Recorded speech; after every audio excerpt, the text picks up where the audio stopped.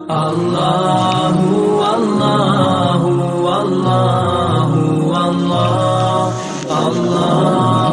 اللہ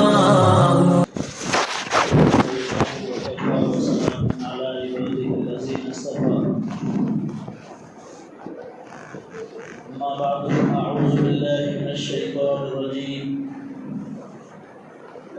بسم الله الرحمن الرحيم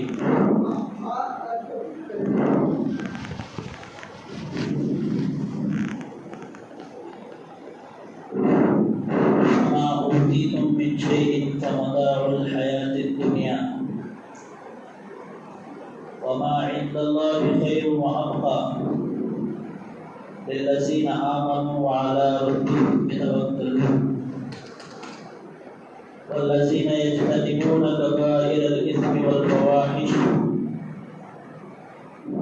وإذا ما غضبوا هم يغفرون والذين استجابوا لربهم وأقاموا الصلاة وأمرهم شورى بينهم ومما رزقناهم ينفقون والذين إذا أصابهم البغي هم ينتصرون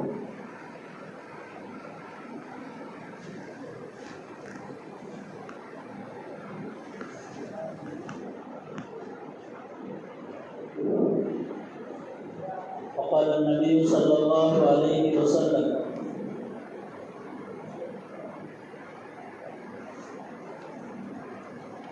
أحب الأعمال إلى الله أدومها وإن قل. صدق الله العظيم وصدق رسوله النبي الكريم ونحن على ذلك من الشاهدين والشاكرين والحمد لله رب العالمين. اللهم صل على سيدنا محمد وعلى آل سيدنا محمد وبارك وسلم.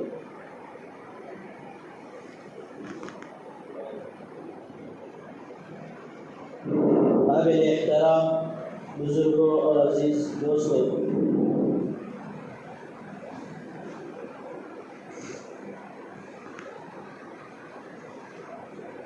اللہ پاک نے اپنی زندہ جاوید کتاب میں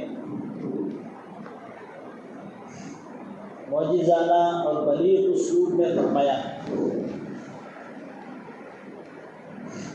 کہ مومنوں کی صفات میں سے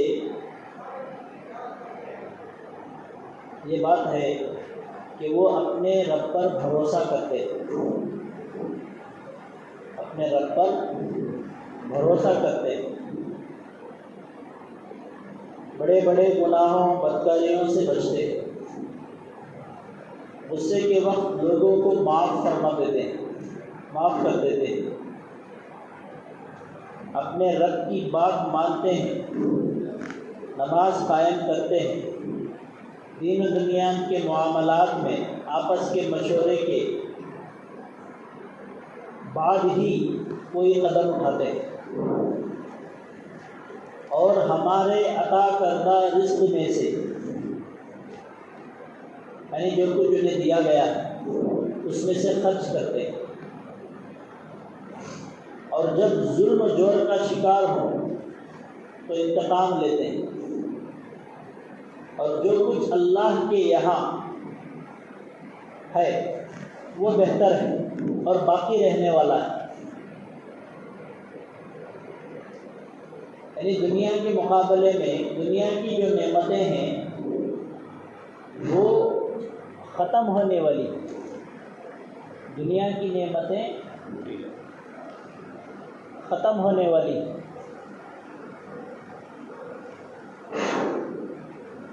آخرت کی نعمتیں باہر کا دلی، باہر کا دل تو صاف نہیں آتا اندر.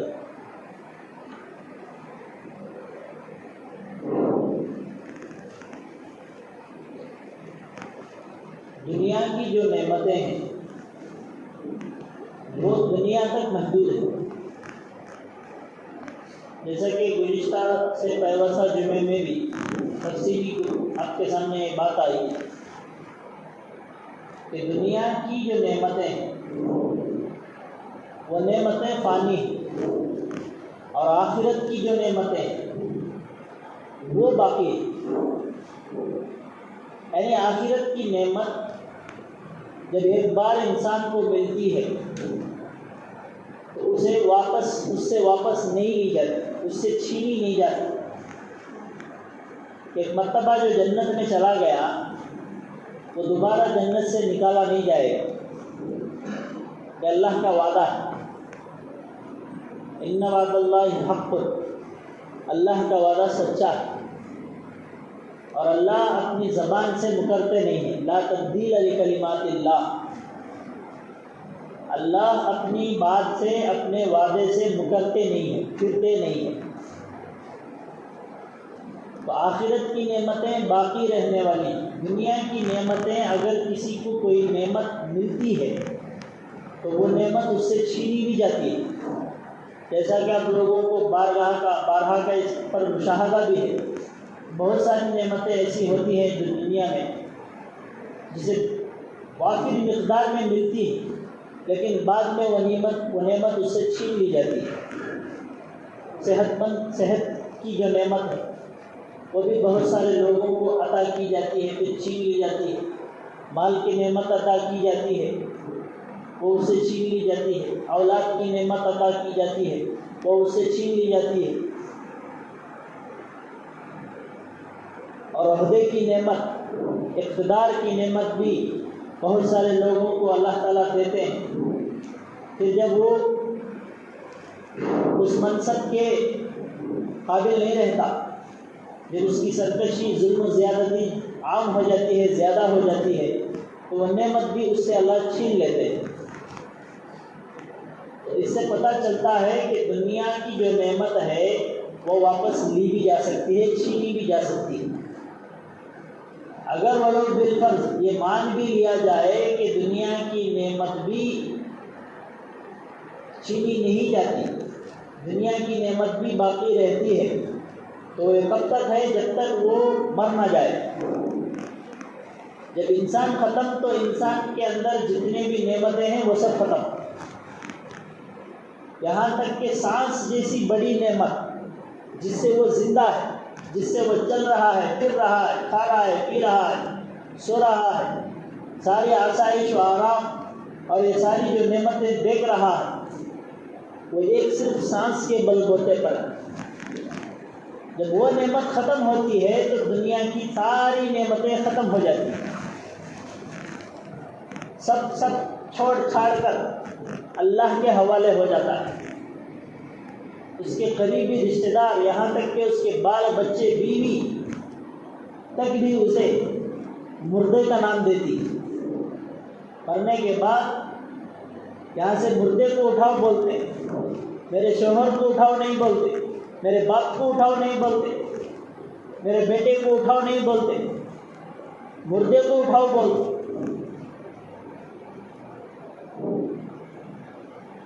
اور جو کندھے پر سوار کر کے قبرستان تک لے جاتے ہیں، قبرستان میں جانے کے بعد اسے قبر میں رکھ کر وہ بھی ساتھ نہیں جاتے، وہ بھی واپس آ جاتے ہیں۔ وہ بھی یہ کہہ دیتے ہیں کہ یہاں تک ہماری کوشش تھی، ہم کر سکتے ہیں، اب آگے تیرا اللہ کا معاملہ ہے، تو اللہ کے حوالے ہے۔ یہ چھوڑ کر چلے آتے ہیں، وہ بھی وفائی نہیں کر سکتے۔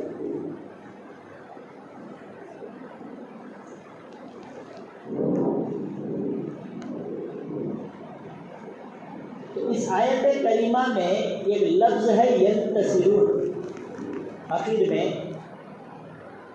یہ جو ینتصرون کا لفظ آیا ہے، یہ لفظ انتہائی بھرپور معنی کا حامل ہے۔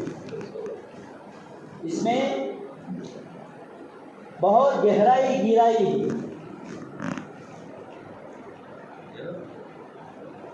اسی کو آج ہم سمجھنے کی اس مجلس میں کوشش کرتے ہیں۔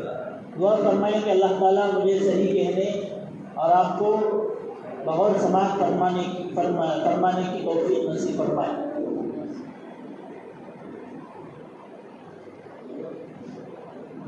اس کے معنی آتے ہیں کامیابی،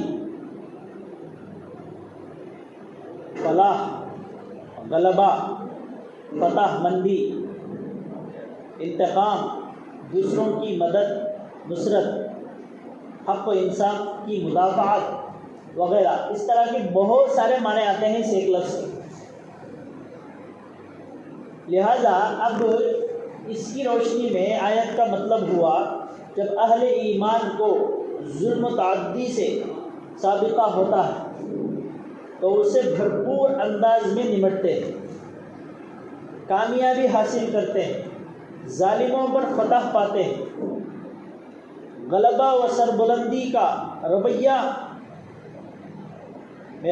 غلبہ و سربلندی کو روح عمل لاتے ہیں، اللہ کی مدد سے ظالموں سے انتقام لیتے ہیں. کیونکہ اللہ کی سنت ہے، اللہ کا یہ ضابطہ اور قانون ہے کہ وہ مظلوموں کی مدد کرتے ہیں. کس کی مدد کرتے ہیں؟ مظلوموں کی مدد کرتے ہیں، ظلم و جور کا نشانہ بننے والوں کا ساتھ دیتے ہیں. ہمارے یہاں بھی مثال مشہور ہے، جس کا کوئی نہیں اس کا اللہ ہوتا ہے. موسیٰ علیہ السلام کے زمانے میں بارہا نے اس واقعے کو سنا بھی ہوگا کہ کسی ایک شرابی، عذابی، کبابی جس کے گناہوں سے، جس کے جو ہے ظلم و زیادتی سے پریشان ہو کر جب وہ کچھ بوڑھا ہوا، کمزور ہوا، جوانی میں تو اسے کوئی بھی ہلا نہیں سکیا، جب وہ کچھ کمزور ہو گیا، بوڑھا ہو گیا، خستہ حالت میں آ گیا، بیوی بچے اس سے جدا ہو گئے، اب وہ تنہا رہ گیا، بے یار و مددگار رہ گیا. تو ایسے وقت میں اسے گاؤں والے پورے مشورہ کر کے بھئی اس مصیبت سے گاؤں کو آزادی دلانا ہے، اس لیے لے جا کر اسے کہیں جنگل میں چھوڑ دیتے. اسے گاؤں سے جو ہے در بدر کر دیا گیا. اب وہ دل ہی دل میں اللہ سے مانگا کہ جب میرے پاس طاقت تھی، جب میرے پاس جوانی تھی، تو یہ لوگ مجھ سے مسائل حل کراتے تھے. جب آج وہ جوانی مجھ سے چلی گئی، چھین لی گئی، وہ طاقت مجھ سے جاتی رہی جو پہلے تھی، اب میں اتنا مجبور ہو گیا ہوں، لوگوں کی نگاہ میں اتنا گر گیا ہوں کہ مجھے گاؤں میں رکھنے تک پسند نہیں کر رہے. تو اب ایک ہی در ہے جو تیرا ہے، تیرے در پر جو بھی آیا وہ کبھی خالی نہیں گیا. اس طرح کے جذباتی کلمات جو بھی ہوں، جیسے بھی اس کی زبان سے نکلے ہوں، نکل گئے. تو موسیٰ علیہ السلام پر اللہ نے وحی بھیجی کہ میرا ایک محبوب بندہ ہے، اس کے انتقال کا وقت قریب ہے. جب وہ انتقال کر جائے تو اسے عزت و احترام کے ساتھ نہلا دھلا کر کفن پہنا کر اسے میرے یہاں آپ کو رخصت کرنا ہے. ابھی تلاش میں نکلے، گاؤں بھر دیکھے تو گاؤں میں کوئی بھی مرنے والا نہیں ہے، سب ہٹے کٹے ہیں، جوان ہیں. کسی کی بھی حالت دیکھ کر نہیں لگ رہا ہے کہ کوئی انتقال ہونے والا ہے. اب تلاش و جستجو جاری رکھے. جب چلتے چلتے اس گنہگار کے پاس پہنچے تو دیکھ کر پہچان لی یہ تو وہی ہے جس کو گاؤں والوں نے اٹھا کر باہر پھینکا ہے. اب جب اسے دیکھے تو تبھی اللہ کی طرف سے اعلان ہوا کہ جس بندے کا اکرام و عزت کرنے کا آپ کو حکم ہوا ہے وہ یہی ہے. تو حضرت موسیٰ علیہ السلام اللہ سے فریاد کرنے لگے کہ اللہ یہ تو عذابی ہے، شرابی ہے، کبابی ہے، اس سے دنیا والے خود پریشان ہو کر جو ہے گاؤں سے باہر پھینک آئے ہیں، تو اللہ نے اس وقت یہی فرمایا تھا کہ ظاہر انسان کا ظاہر انسان کو نظر آتا ہے، لیکن انسان کا باطن انسان کو نظر نہیں آتا۔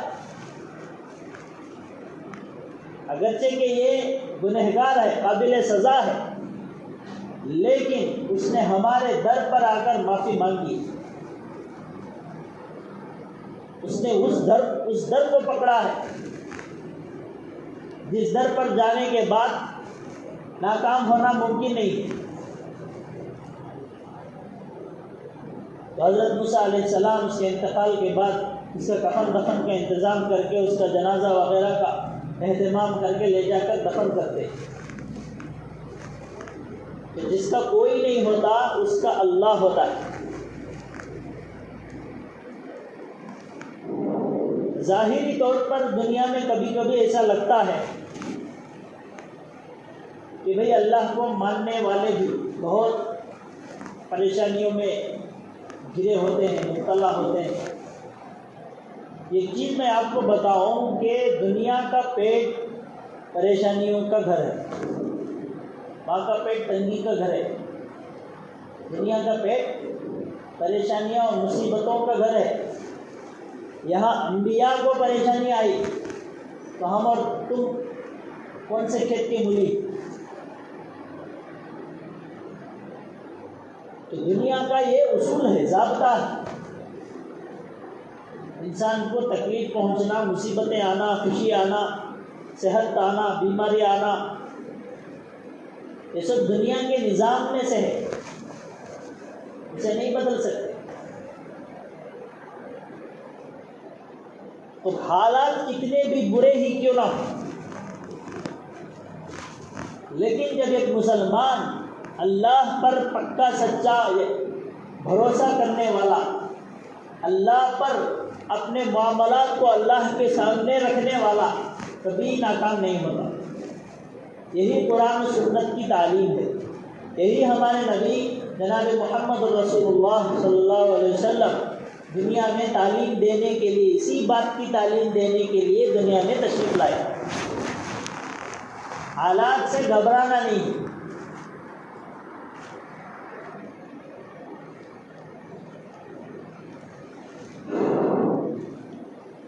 اور یہ جو آیت ہے موجودہ حالات میں مسلمانوں کے لیے بڑی بشارت کی حامل ہے۔ یہ جو ابھی خطبے کے اندر جس آیت کی تلاوت ہوئی، یہ مسلمانوں کے لیے بڑی بشارت کی حامل ہے۔ اور اس وقت ساری دنیا میں، پوری دنیا میں تقریباً ہمیں ظلم و جور کا سامنا ہے، لامحدود ظلم و تعدد کا ہمیں شکار بنایا جا رہا ہے۔ ہمیں فہم اور بغیر کسی وقفے کے جسمانی و ذہنی عذاب میں مبتلا رکھا جا رہا ہے۔ کثیر تعداد میں ہونے کے باوجود دنیا کے تقریباً 50% یا 50% ممالک ہونے کے باوجود کوئی ملک ذہنی اعتبار سے پریشان ہے، کوئی ملک جسمانی اعتبار سے جو ہے ظلم و زیادتی کا شکار ہے۔ کوئی مسلمان پوری دنیا کا موجودہ دور میں یہ دعویٰ نہیں کر سکتا کہ ہم اور ہمارے ملک کے مسلمان سکون سے ہیں، امن و چین سے ہیں۔ کوئی بھی دعویٰ نہیں کر سکتا۔ ایسے حالات بنا دیے گئے،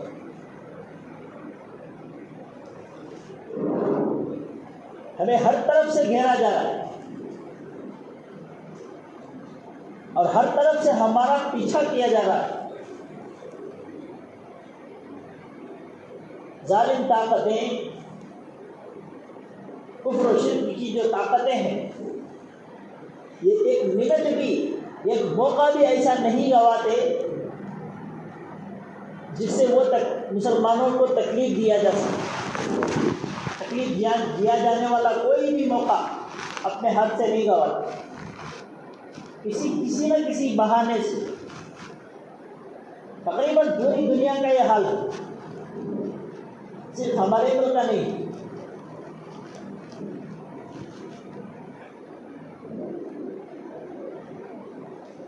تو ایسی صورت میں ایسا لگتا ہے کہ مظلوم کی یہ صورتحال ہمارا مقدر اور ہمارا نصیبہ ہے، اور یہ صورتحال ہم میں سے بہت سے لوگوں کے لیے مایوسی اور احساس محرومی کا باعث بنی ہوئی، اور بہت سے مسلمان احساس کمتری کا شکار ہے۔ گویا کہ بہت سے مسلمان زبان حال اور زبان قال دونوں سے یہ کہنے لگے ہیں، متی نصر اللہ، اللہ کی مدد کب آئے گی، اللہ کی مدد کب آئے گی؟ اور اس کے جواب میں اللہ خود فرما رہے ہیں، گویا یہ پکار کر کہہ رہے ہیں، الا ان نصر اللہ قریب، اللہ کی مدد قریب ہے، اللہ کی مدد قریب ہے۔ لیکن اس مدد کو حاصل کرنے کے لیے شرط بھی ہے، اللہ کی مدد اتنی سستی نہیں ہے، اللہ کی مدد اتنی سستی بھی نہیں ہے۔ اللہ پوری دنیا کو بنانے والے سب سے بڑے عظیم ہیں، ان کی ذات بہت بڑی ہے۔ ایک آدمی کو پرائم منسٹر سے ملاقات ہونا بولے تو کسی ملک کے کتنی مصیبت نہیں، کتنی پریشانیاں اٹھانا ہو، کس کے پیر پکڑنا ہو، سالوں سال لگ جاتے ہیں، کبھی کبھی ملاقات 10 منٹ 5 منٹ کی ملاقات کا وقت نہیں مل پاتا۔ جب اتنے بڑے ذات سے امید ہم لگا رہے ہیں تو اس کے لیے بھی کچھ نہ کچھ شرائط ہے، اس کے لیے بھی محنت ہے، اس کے لیے بھی جستجو ہے، اور اسی کو آج ہم سمجھنے کی کوشش کریں گے۔ ایسے حالات میں مسلمانوں کو کیا کرنا ہے اور کیا نہیں کرنا ہے۔ ہر ہفتہ جب بھی موقع ملتا ہے اس طرح کے عنوانات آپ کے سامنے میں پیش کرتا رہتا ہوں، عرض کرتا رہتا ہوں کہ ہمیں حالات سے گھبرانا نہیں، احساس کمتری کا شکار ہونا نہیں، بلکہ ہمارے عزائم اور اونچے ہونا ہے۔ چھوٹا بچہ ہے، رینگنے کا زمانہ ختم ہو کر چلنا شروع کر رہا تو وہ گرتا ہے، گر کر پہلے کے مقابلے میں اور زور اور طاقت لگا کر چلنے کی کوشش کرتا ہے، تب جا کر وہ چلنا سیکھتا ہے۔ اصول ہے، میں گر گیا بول کر ویسے ہی رہ گیا تو چلنا نہیں سیکھ سکتا۔ سائیکل سیکھتے ہیں بچے، بچپن میں آپ لوگوں کا بھی بچپنا آپ کو اچھی طرح یاد ہوگا کہ جب آپ سائیکل سیکھتے تھے تو بار بار گرتے تھے، اور بعض لوگ ایسا گرتے ہیں کہ وہ نشانی زندگی بھر رہ جاتی ہے، گڑگے میں نشان رہتا، ران میں نشان رہتا، ٹخنوں میں نشان رہتا، زندگی بھر رہ جاتا وہ۔ لیکن گرا بول کر انہیں چلانا نہیں چھوڑتا، سیکھنا نہیں چھوڑتا۔ جب زخم اچھا ہو جاتا پھر سائیکل پکڑتا، تب جا کر وہ کامیاب ہوتا۔ تو اسی طرح جب حالات مایوس کن ہو جائیں تو ہمیں مایوس ہونا نہیں ہے، بلکہ پہلے کے مقابلے میں اور زیادہ زور لگانا ہے اور زیادہ طاقت سے کام کرنا ہے، اور زیادہ محنت، لگن، جستجو کے ساتھ، انہماک کے ساتھ اللہ کی یاد میں لگنا ہے۔ یہی اصول ہے، یہی قانون ہے۔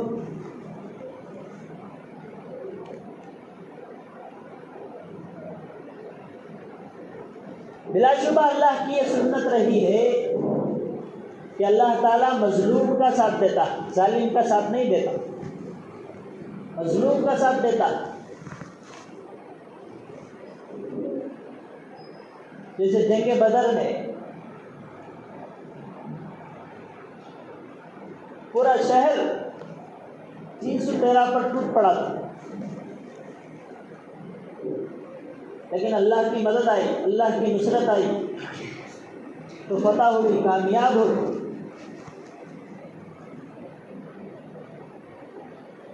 مکہ المکرمہ میں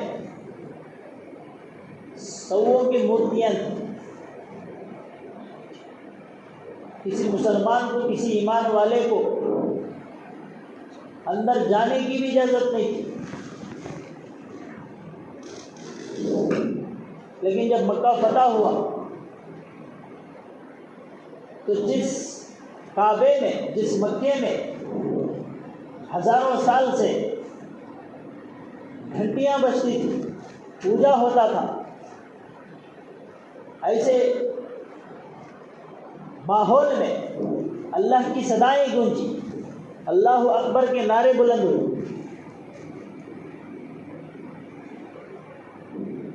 تو ہمیں مایوس ہونا نہیں ہے، حالات سے گھبرانا نہیں ہے. حالات سے گھبرانا مومن اور مسلمان کا شیوا نہیں ہے، مومن اور مسلمان کی صفت نہیں ہے، بلکہ حالات کا مقابلہ کرنا.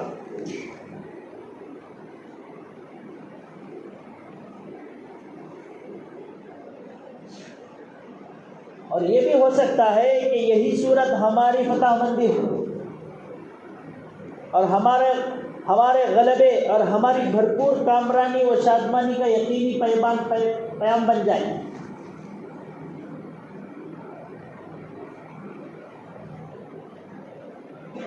ایک مرتبہ آیت کو پھر میں دوہرا دیتا ہوں تاکہ آپ کے ذہن میں اچھی طرح بیٹھ جائے. والذین اذا اصابہم البغی ہم ینتصرون.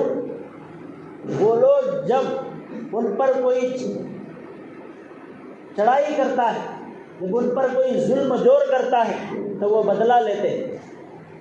کس سے بدلہ لیتے ہیں؟ جو ان سے چھین لی گئی، اور اس عزت کا بدلہ لیتے ہیں جس سے انہیں محروم کر دیا گیا تھا، اور اس زمین کا بدلہ لیتے ہیں جو ان سے ہڑپ لی گئی تھی، اور اس امن و چین کا بدلہ لیتے ہیں جس کے لیے ان کو ترسایا گیا تھا، اور اس ظلم کا بدلہ لیتے ہیں جو ان پر ڈھایا گیا تھا. لیکن اس کے لیے صرف ایک شرط ہے، وہ شرط بھی سن لیں پہلے. وہ شرط یہ ہے، ایمان کی شرط ہے. کون سی شرط ہے وہ؟ بولو بھائی، ایمان کی شرط ہے. کون سی شرط ہے؟ ایمان کی شرط ہے، جو بڑی کڑی اور اہم اور کٹھن شرط ہے. کیوں کٹھن ہے؟ اس لیے کہ اس شرط پر پورا اترنا ہر ایک کی بس کی بات نہیں.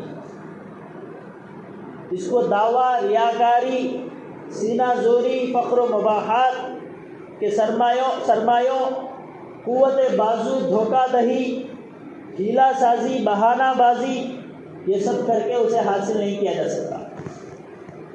تو جسے اللہ چاہتا ہے دیتا ہے، جسے اللہ چاہتا نہیں دیتا. نوح علیہ السلام کی خواہش تھی کہ میرا بیٹا تو کشتی میں سوار ہو جائے، لیکن اللہ کو کچھ اور منظور تھا. تو لاکھ سمجھانے کے باوجود وہ کشتی پر سوار نہیں ہوا.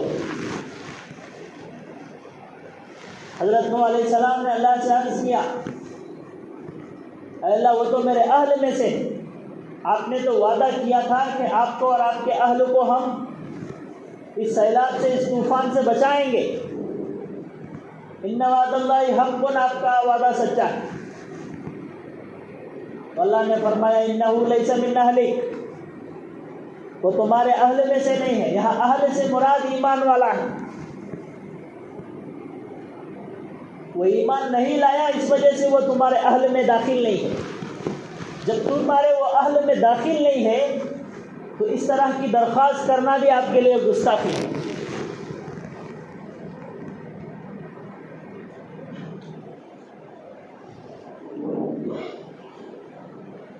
یہ ایمان کی طاقت ہے، ایمان کی قوت ہے۔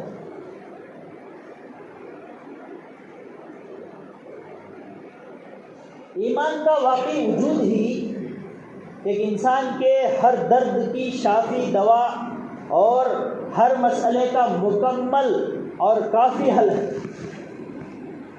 ایمان سے بڑا مسیحا اس دنیا میں کوئی چیز نہیں ہے۔ ایمان سے بڑی دولت اس دنیا میں کوئی پائی ہی نہیں جاتی، اتنی بڑی دولت۔ دنیا میں ہر چیز کو خریدا جا سکتا ہے لیکن ایمان کو خریدا نہیں جا سکتا، اس کی کوئی قیمت نہیں ہے۔ اس لیے آخرت میں حساب و کتاب اعمال کی بنیاد پر ہوگا، ایمان کی بنیاد پر ہوگا۔ اعمال بھی اسی کے تولے جائیں گے، اسی کے گنے جائیں گے جس کے پاس ایمان ہے۔ جس کے پاس ایمان نہیں ہے لیکن اسے دنیا بھر کے اس کے پاس اعمال ہے، اچھا اعمال ہے، اس کا اعتبار نہیں، اس کو تولا بھی نہیں جائے گا، گنا بھی نہیں جائے گا، اس کی طرف توجہ بھی نہیں دی جائے گی، اس کی کوئی حیثیت نہیں، اس لیے کہ وہ بغیر ایمان کے کمائی ہوئی کمائی ہے، اس کا اعتبار نہیں ہے اللہ کے یہاں۔ اللہ کے یہاں اعتبار ایمان والے اعمال کا اعتبار ہے۔ اسی بنیاد پر گنہگار کو سزا دینے کے بعد اگر اس کے پاس ایمان ہے تو اسے بھی جنت میں داخل عطا کیا جائے گا۔ اس کی بنیاد پر، ایمان کی بنیاد پر۔ ورنہ تو دنیا میں کتنے ایسے بے ایمان ہیں جو ہمارے سے اچھے اعمال کرتے ہیں، جو ہمارے سے زیادہ سخی ہیں، بہت زیادہ خرچ کرتے ہیں غربا پر، مساکین پر، بے یار و مددگار لوگوں پر، لیکن ان کو ان کا بدلہ دنیا میں مل جائے گا، آخرت میں نہیں ملے گا۔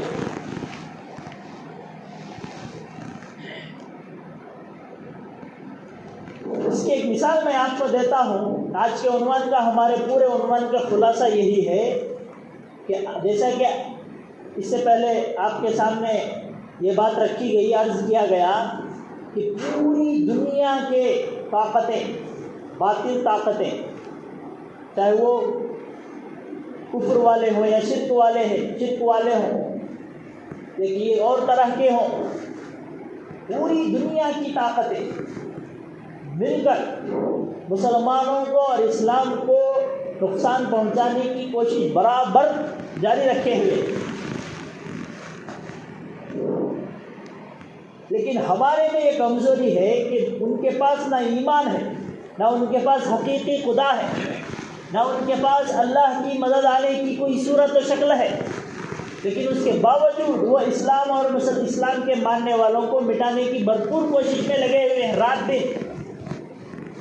لیکن ایک مسلمان جس کے پاس ایمان جیسی دولت ہے، جس کے پاس حقیقی خدا موجود ہے، جس کے پاس اللہ سے مدد لینے کی طاقت اور قوت ہے، لیکن اس کے باوجود اسے ان چیزوں پر بھروسہ نہیں، وہ ان کے جواب میں کوئی ایک بات اور ایک جملہ بھی بولنا کہنا پسند نہیں کرتا۔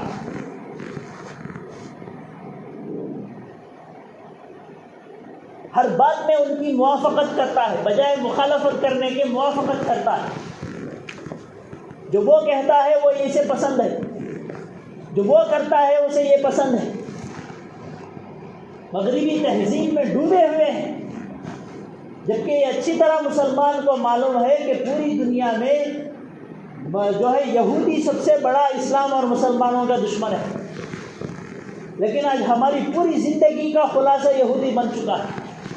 ہمارا گھر یہودیوں کی طرح، ہمارا لباس یہودیوں کی طرح، ہمارا سونا یہودیوں کی طرح، ہمارا کھانا یہودیوں کی طرح، ہمارا رہن سہن یہودیوں کی طرح، ہمارا اٹھنا بیٹھنا یہودیوں کی طرح، یہاں تک کہ ہمارے شادی بیاہ میں بھی رسم و رواج یہودیوں کی طرح۔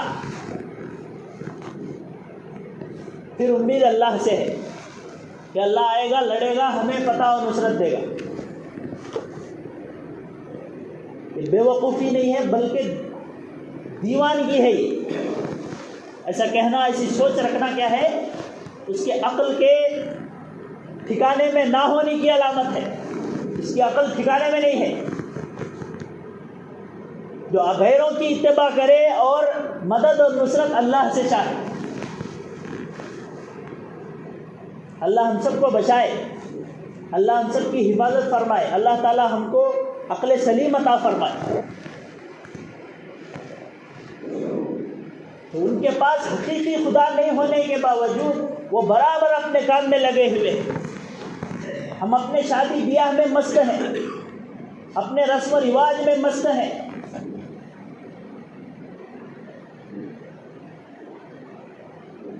لاکھوں کے روپے بے فضول رسموں میں خرچ کر دیتے، بے فضول، جس کا 1 روپے کا فائدہ نہیں۔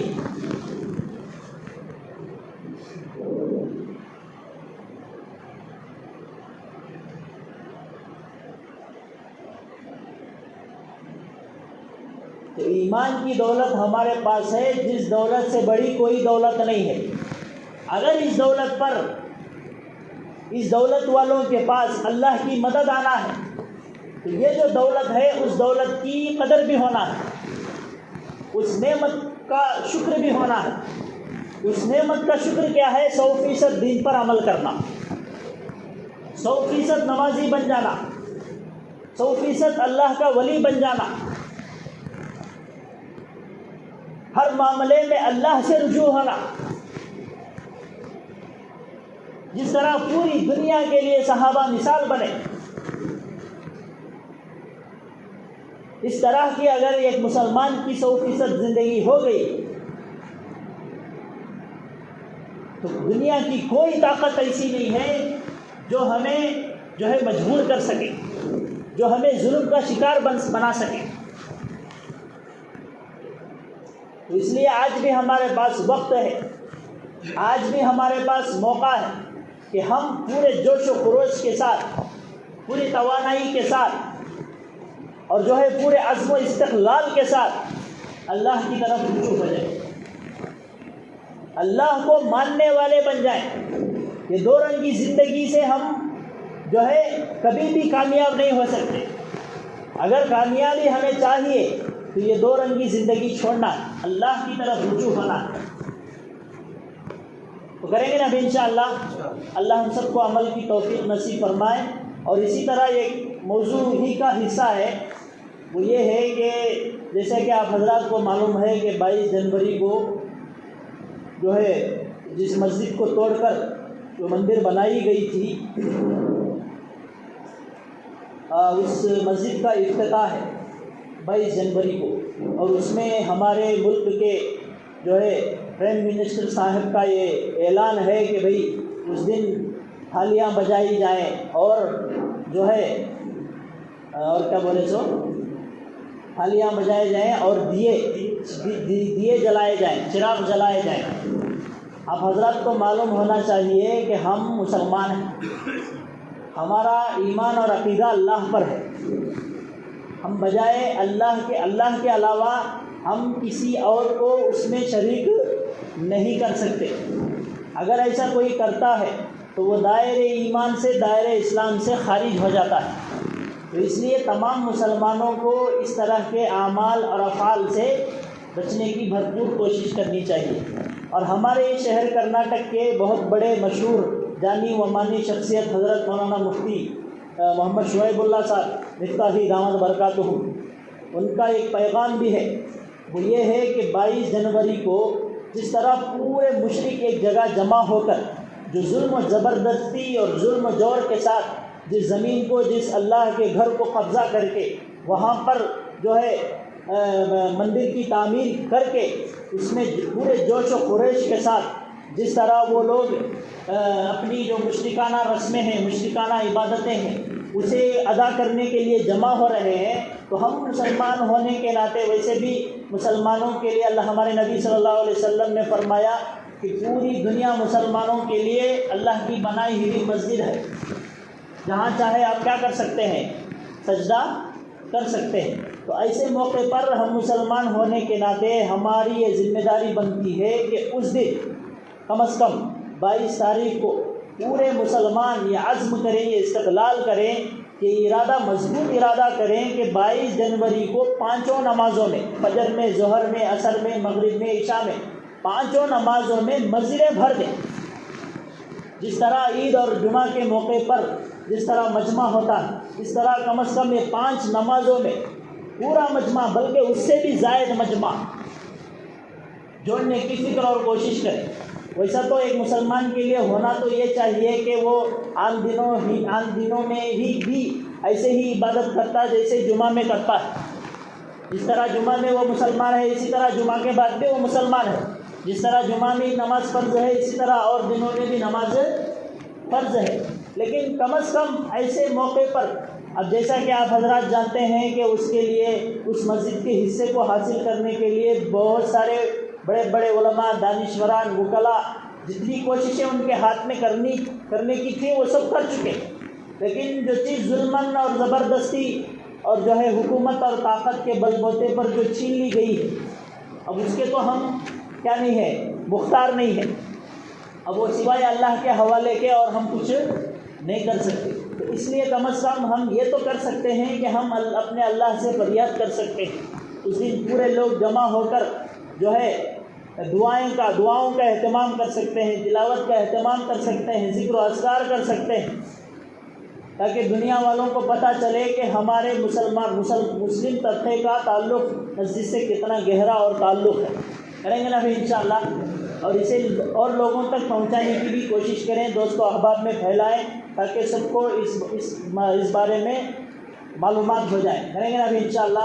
اللہ ہم سب کو اپنے توفیق نصیب فرمائے۔ آمین و آخر دعوانا الحمدللہ رب العالمین۔ جو سنت میں پڑھیں اس پر پڑھیں۔